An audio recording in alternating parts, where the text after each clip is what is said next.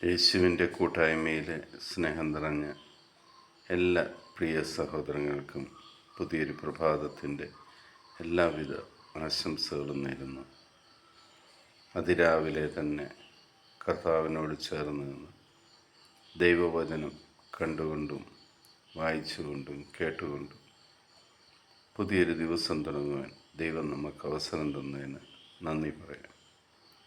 ഇന്ന് നമ്മൾ ശ്രവിക്കുന്ന തിരുവചന ഭാഗം ലൂക്കായുടെ സുവിശേഷം 16-ാം അധ്യായം 13-ാം തിരുവചനം. ഒരു ഭൃത്യന് 2 യജമാനന്മാരെ സേവിക്കുവാൻ സാധിക്കുകയില്ല.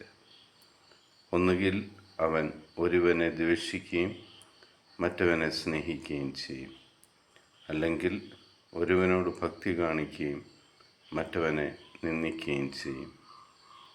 ദൈവത്തെയും ധനത്തെയും ഒന്നിച്ച് സേവിക്കുവാൻ നിങ്ങൾക്ക് കഴിയുകയില്ല.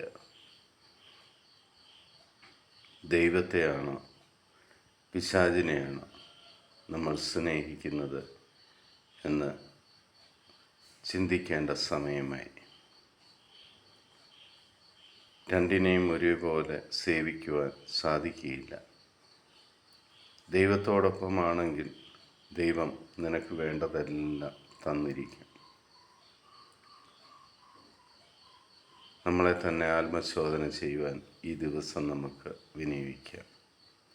പിതാവായ ദൈവത്തിൻ്റെയും പുത്രനായ യേശുക്രിസ്തുവിൻ്റെയും പരിശുദ്ധാത്മാവിൻ്റെയും കൃപയും അനുഗ്രഹവും സമാധാനവും എപ്പോഴും നിങ്ങളുടെ കൂടെ ഉണ്ടായിരിക്കട്ടെ.